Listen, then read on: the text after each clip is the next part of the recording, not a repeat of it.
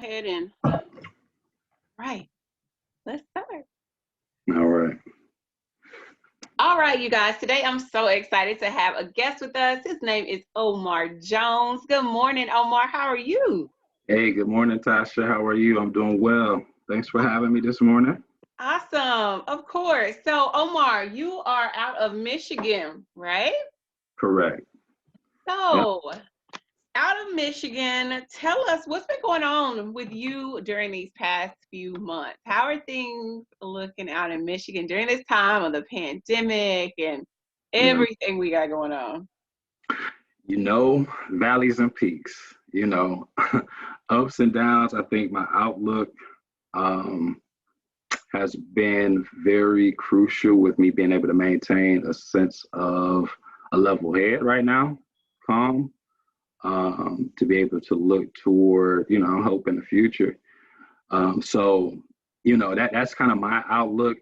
There's been a number of challenges. I mean, the whole world is affected right now. And so, being a member of this society, that also impacts me, whether that be directly or indirectly. So, I've gone through, a lot of roller coasters to, like having loved ones who have been ill to, being concerned about, whether or not I should be going out, where I should go, the feelings of, missing the interaction with people at times. Even though I'm very comfortable being introverted into myself, there's still a level of me that needs that, especially coming from a large family and, getting together and interacting and things like that, having family reunions canceled and, all those things that you kind of, your plans, your goals, my plans, my goals, my things that I wanted to do. And so I had to learn how to, I guess the key word at this point in time has been pivot, pivot in some areas and do it in a way that, makes sense. And being cautious, but not being overly cautious at the same time, and living in fear. But yeah, I've had some time where I've been, working from home, and I had some time where I was laid off, and then I had some time where it was, suddenly shifted back into working. You know, classes going on. I'm still seeking other certifications, things of that nature. So I had to learn how to adjust to what's going on. So yeah, it's been a lot, man. I know it has been a lot, but it sounds like you've been able to navigate it very well. It sounds like your outlook and your perspective on it has developed along the way, like everybody basically has. So I hear you mentioned school. So how is school for kids, and what's your take on all of that? Wow, man. That's what all parents across America are saying right now. I'm gonna be honest. I've always kind of been an advocate for homeschool, though. Okay. And in the technological time that we're in now, where things are advancing, I see where maybe a lot of the past conventional things that we've done could definitely use some, upgrade. So this has created a shift for us to be able to say, okay, let's move. I think more than anything, this whole time is just challenge us to move. You got to move. You got to grow. You're going to go one way or the other, but you got to move. Everything has to shift. And so school has to shift too. And of course, this comes with its challenges because as adults, as a parent, you got to be responsible. You got to kind of coordinate things with your work, as well as what's in the best interest for the kids. And so, spend a lot of time doing homeschooling, Yeah. but I do the best that I can to create learning opportunities throughout the day anyway. So like even throughout the summer, my son, he's doing some form of educational work. Of course, having his free time, but education is a constant part of life, whether that be formal or informal, doing something. And there's so many different programs now online, that can help with, that process if you need something constructive for your kids to do. Like there's so much stuff there. And then the time we're living in, I mean, we're all in our phones constantly, right? Yeah. YouTube, on some type of video, trying to learn something. So I'm actually kind of excited in spite of the circumstances. Yeah.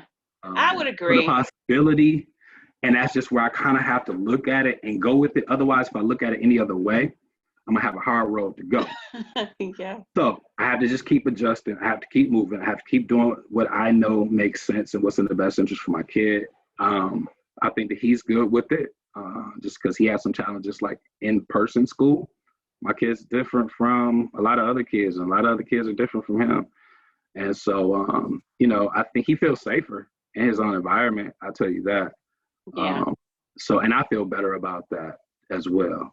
So just knowing It's where my good son. to see you pivoting and, making good use of this time, because it can be challenging. It definitely can be challenging with having so many different things um, that you have, as responsibilities as well. Yeah. So let me ask you this. So you are a community health worker out in Michigan. Yeah. And so can you give us just a little information as to the field out in Michigan and getting certified as a community health worker? How did you even start your journey in this field? Okay. So that's a lot. Wow. So I've been a community health worker now for 2020, so 7 years now. Formally. Informally, I would say just about all my life. And that's just, coming to that understanding of it. I think so much of it goes back to who I am, root wise. So my grandmother was a missionary. And so by her being a missionary and, like a lot of, 80s babies, 90s kids coming up through that generation, we had a lot of interactions with grandparents. Like grandparents were, extremely important, especially, in the African American community. So I was taken from house to house with my grandmother, visiting people. At times I didn't want to. We spent a lot of time with her, and just seeing her help people and seeing her compassion for people and the community, and being there and learning how to interact with people, learning how to appreciate people, learning how to talk to people, being concerned about your neighbors. And so much of that came from her coming up as well, just that sense of community and how important it was for her coming from the South Mississippi, to be exact. So that just carried over. So that example was always there for me. And then my great grandmother was a doula and a midwife. And so it reached back down to me, as well as on my other side, my father's parents. They were very instrumental in helping people to move from down south to up north, and that transition to finding new opportunities. And so they helped to provide housing for a lot of individuals who were making that move. He was a military, my grandfather was a World War II veteran. He was a pilot. He became an entrepreneur and did well for himself. And in turn, his way of utilizing his opportunity was to help other people. And so he helped provide, housing for people who were making those transitions during that time, along with my grandmother. And so, again, that just reached back to me. And so, it's not something that I necessarily knew I wanted to do. However, I know what it takes for me to be happy with what I do. And so there's a certain sense of virtue and integrity that has to be around me in order for me to work in any type of field. I knew that was important. And, as time went along, I first started out, my first goal, I had a lot of goals along the way. I wanted to do all kinds of things, of course, being much younger, as a boy, it's sports. Okay, so I want to be a basketball player. I want to play football. I want to do all these other things. And then you start to narrow in on a certain sense of reality. And so my thought was I wanted to become a special education teacher. And I had a mentor who helped me through a teacher cadet program that caused me to be interested in special education. And so I spent, how many years I spent working in special education? I want to say roughly about 8 years as an autism coach. And so I learned a lot during that time. And I learned also that I wanted to do something different as well. So like my love for individuals who have been diagnosed with autism, who are living with autism, is always going to be there. But I knew that it was time for me to personally kind of branch out. There was something more for me, so I just kept following that. And eventually I was working with another company on an after school program through Chamber in Genesee. And over time, things kind of went a little left. And so I found myself in a predicament because my contract didn't get renewed. And so that put me in a position I had never been in before in my life, which was I didn't have any gainful employment. Mm. So this was a challenge. This was a challenge. Now I grew up in a neighborhood with a lot of challenges. We did well, especially compared to other families in our neighborhood. A lot of our neighbors, you know, were really affected and impacted by poverty and substance use disorder.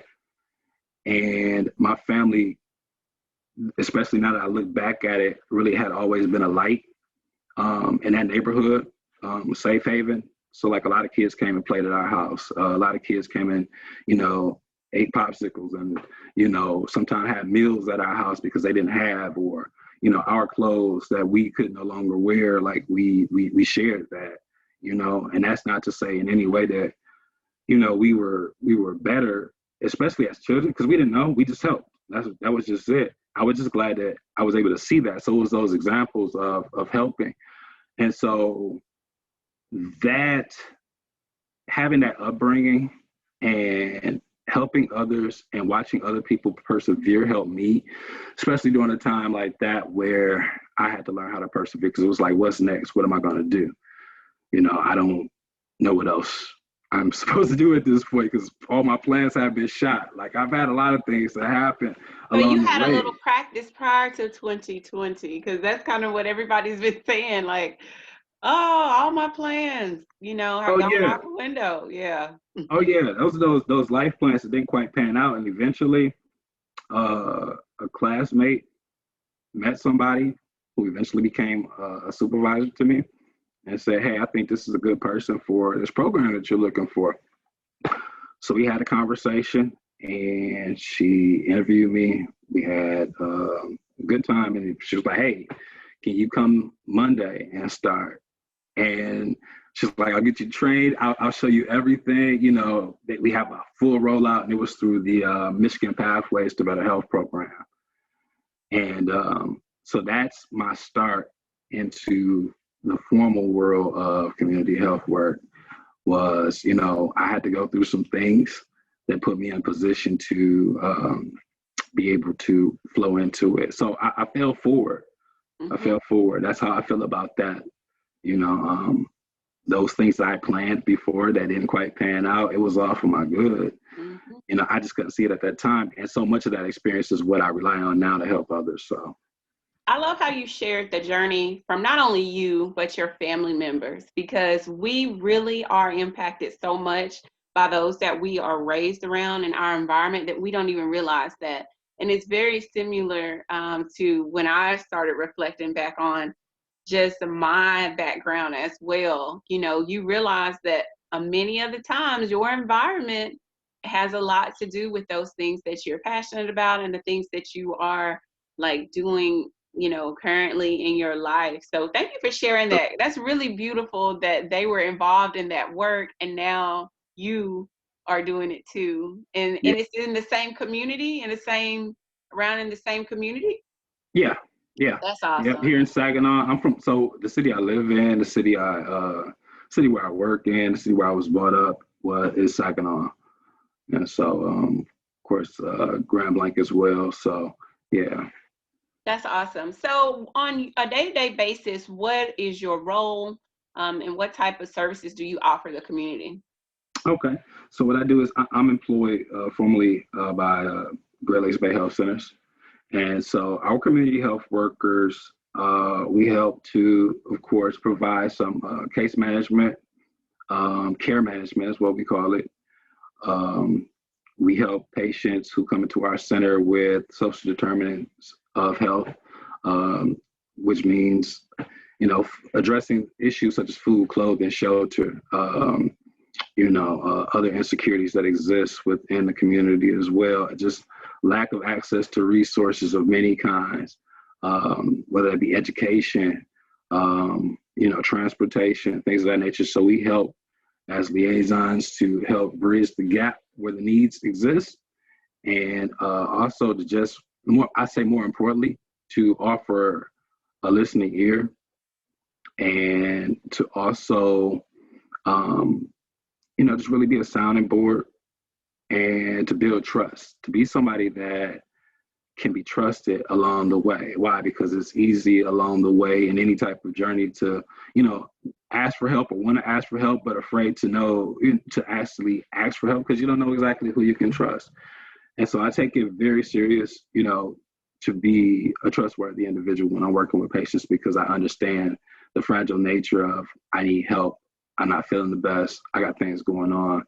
I really want to do better, but it's going to take the right people to help me. And so we help with that. We're working on a project right now that is called the My Care Team. And so the My Care Team helps to address some of those chronic health conditions, hypertension, COPD, asthma, heart disease, coupled with depression and anxiety.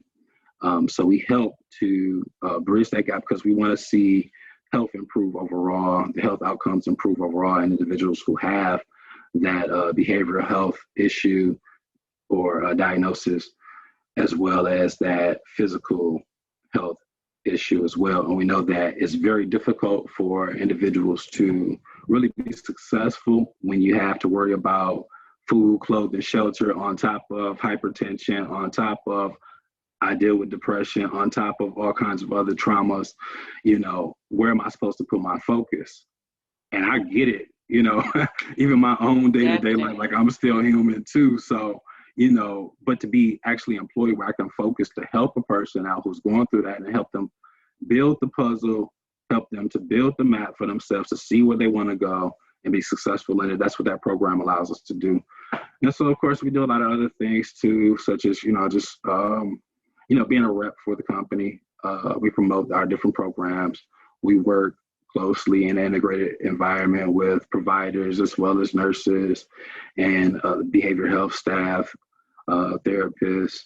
And, we just do what we can to really be that bridge to, help bring our patients along, as well as helping our team as well. Our insights help tremendously, just because a lot of times our patients are sharing things with us, and we have a unusual understanding with a lot of our patients that helps to aid others as part of our healthcare team to be successful as well. So, yeah, I think that's a huge part of being a CHW, is working in a collaborative effort with other multidisciplinary individuals on the team, because it takes everybody. It takes your crew. That's why we are the CHW Crew. It takes everybody, the physician, the dietitian, and then the CHW. I feel like our part of the puzzle is being that trusted individual, like you said, and being able to be that bridge and those eyes that maybe the other disciplines are not able to see, because you do the outreach and you're out in the community with them. So, you may not, a physician may not know why they aren't at their apartment or why they aren't making their appointment, but you may know that because they don't have transportation. So I love that you shared that. Can you hold on just one moment? Let me pause this real quick.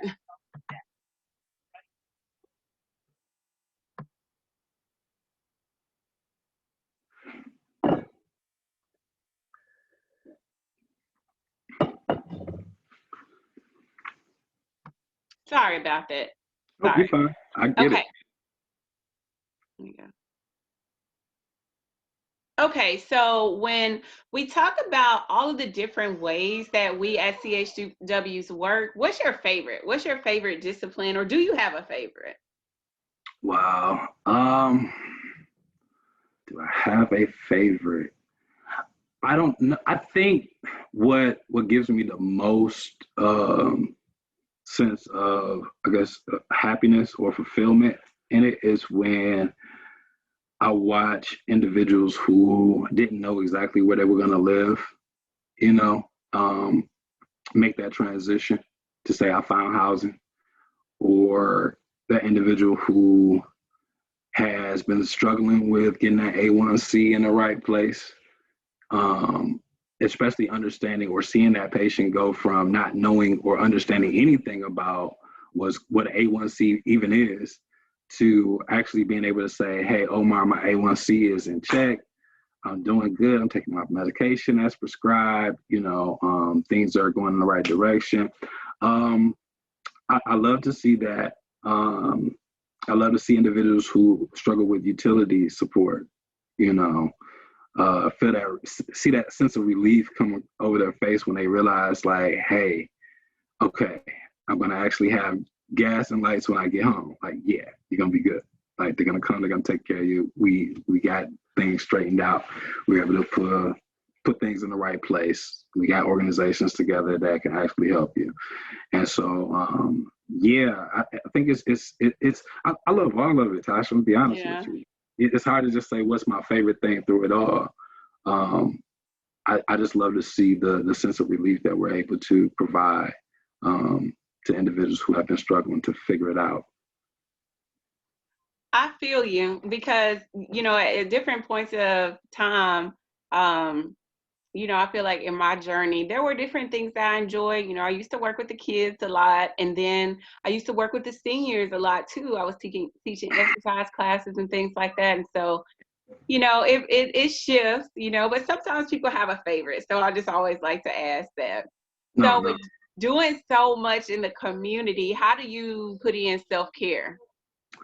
Wow. I in the morning, I like to be the first person up.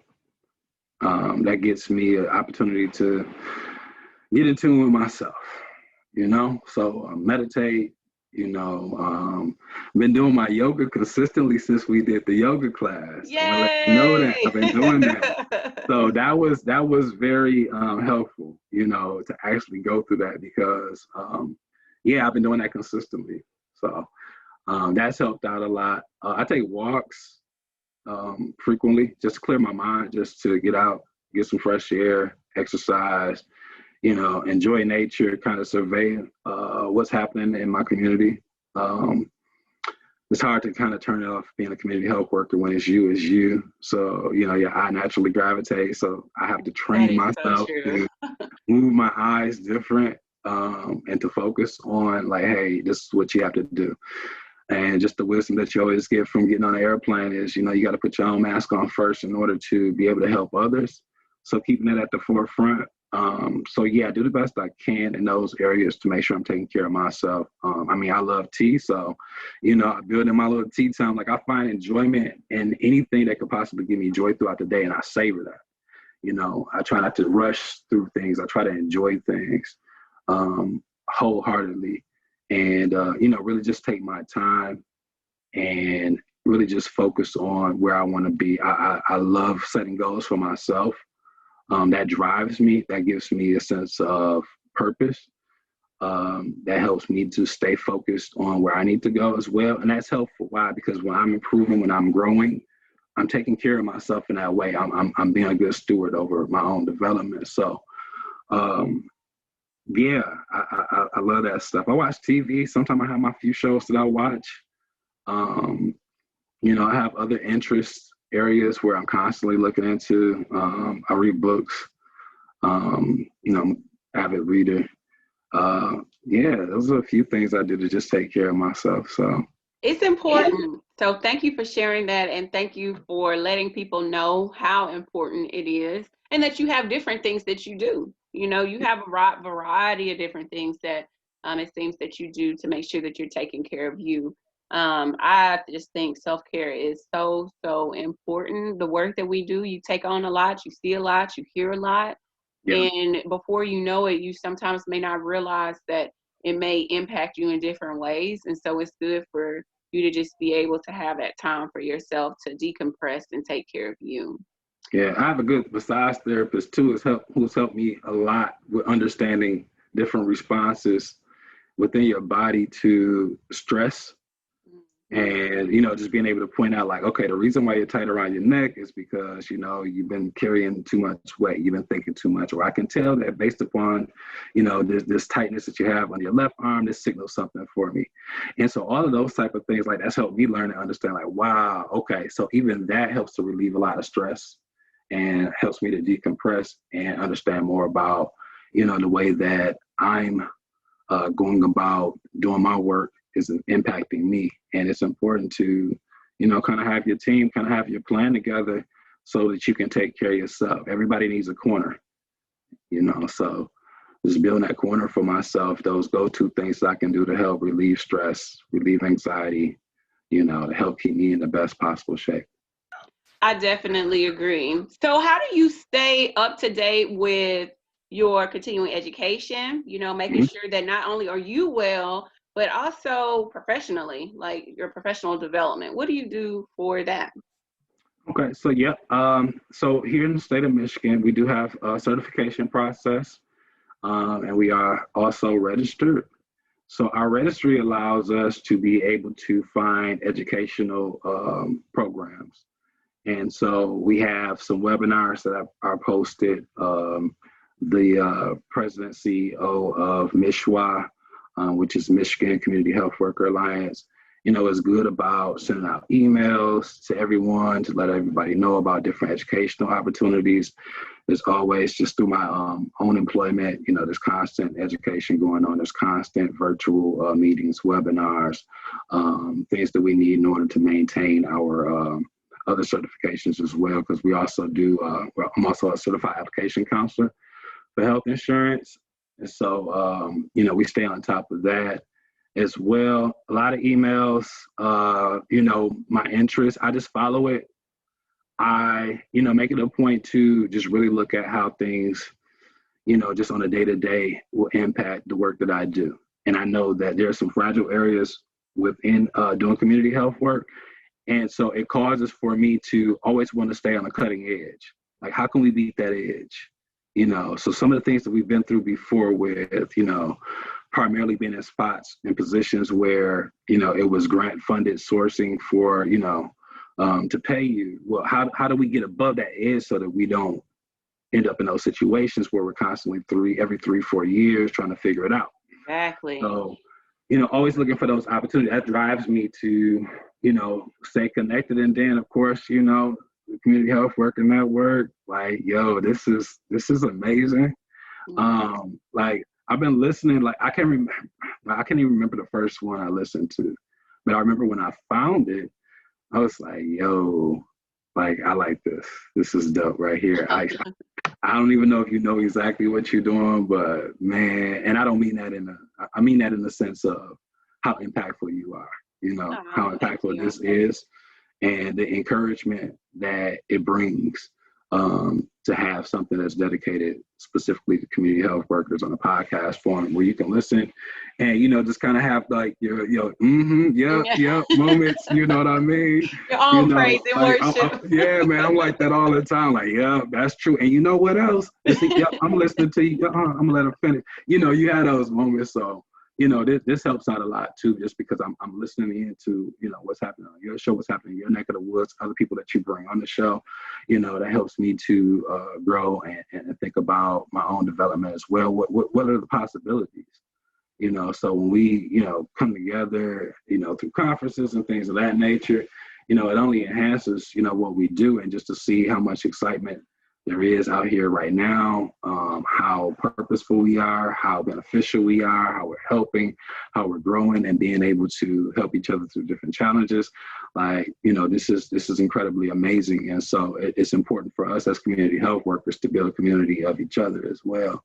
And so this adds to it, and others like you. So yeah, those are some of the ways I just maintain, what's going on. So I met a lot of other people just through listening to your show and, listening to some of their webinars, and some of them were offering CEU opportunities as well. So, awesome. Man, when you're driven for it, you're going to find it. And you will find it. Yeah. That's what it's all about, building community and connecting with one another, you know? And I think that I love, I just naturally love talking to different people, but I love hearing how people got started, because then you're able to just kind of know more about them in a different way than you Yeah. would if you were just at a conference. Oh, what role do you do? Oh, what do you do? You know, now you're able to hear the backstory to that, because there are so many people that, you know, our stories are different, and the reason that we got into the work is different. Right. And it's just, it brings a sense of community to me. I don't know, I just love it. I love hearing people's stories. So hearing your story and really the backstory of your family and now how you're doing that, that's just so cool to me. That's really neat. Yeah, So, even my sister just started she just became a certified doula. And, oh, um, awesome. yeah, And and we she, need that, especially in the Black community. I yeah, mean, African American women are more at risk of difficult pregnancies and than anyone, and so it's really important that we have that role in the community to help bring health and wellness to the women and the babies. So that's awesome. I serve on her board, Keys of Hope Foundation. Okay. It was an organization that was started because of her own challenges becoming a mother. And so we offer support to families who have experienced pregnancy loss as well as infants loss. So, yeah, it's been amazing to be able to help individuals through that and learning more about the struggles of, fertility and Mm-hmm. helping people through that process. And, whether that be through not just through the grieving process, but as well to the victory process, Mm-hmm. to understand like, hey, we're going to make something wonderful out of this whole thing. And just to be able to offer that hope, which is why it's called Keys of Hope. And along the way, just being able to help individuals to unlock, the best that's still left there, and all is not lost. Mm-hmm.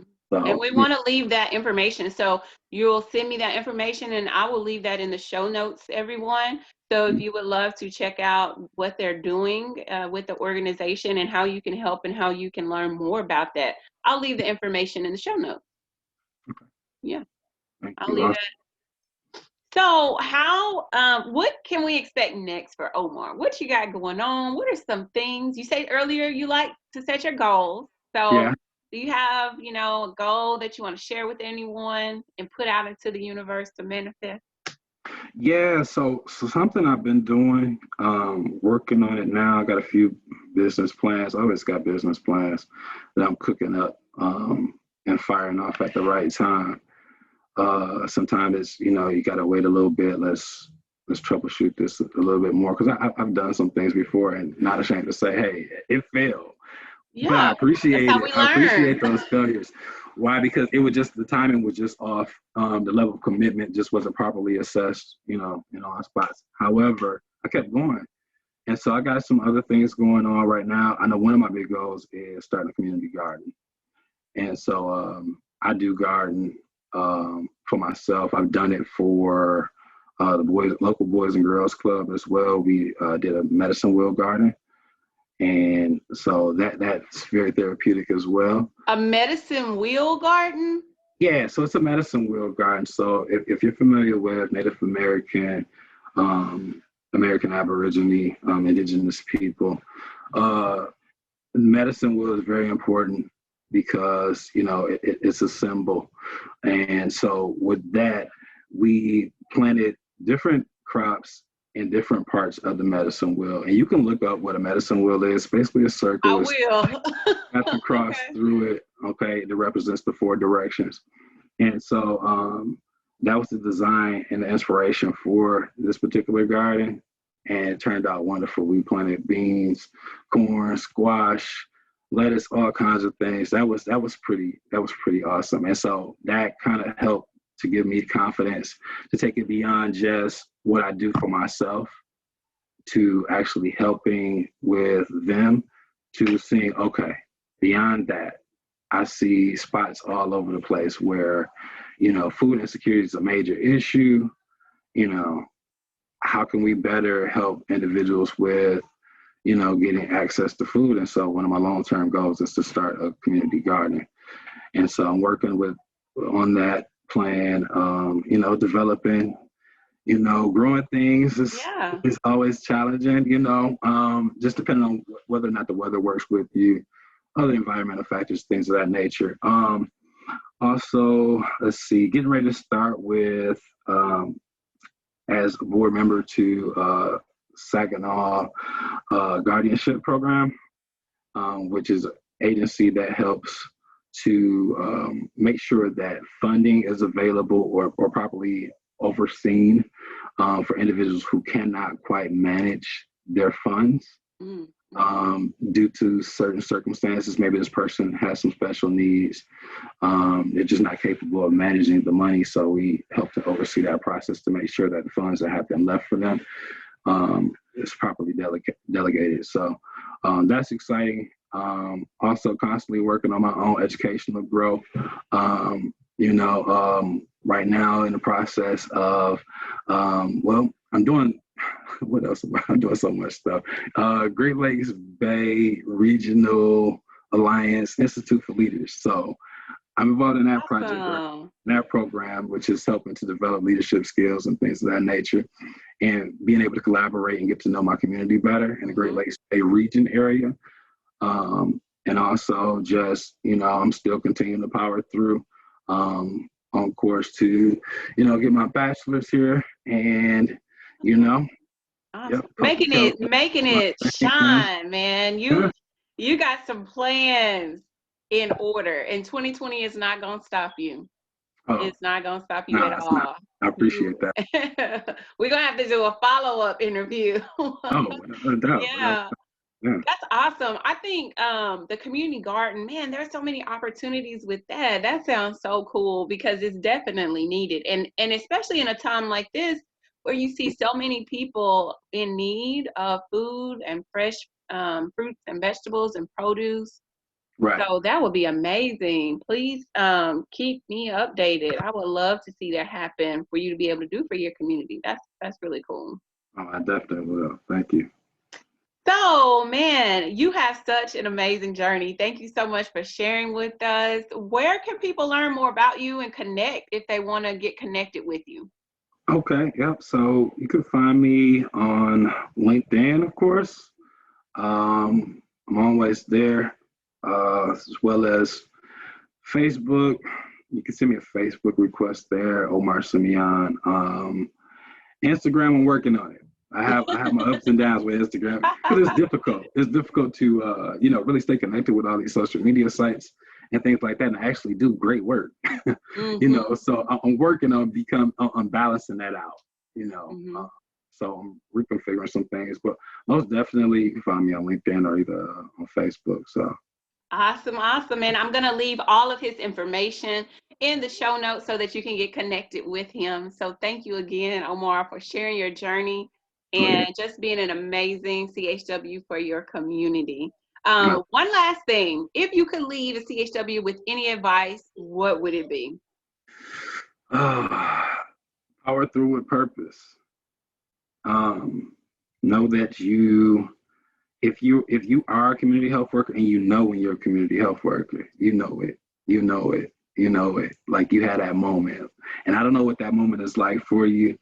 I know what it's like for me. It was just like almost like an awe-inspiring moment where it's just like that clarity was just there, and you just realized like, hey, it made everything that I went through helped to make where I am now what it is. It provided purpose.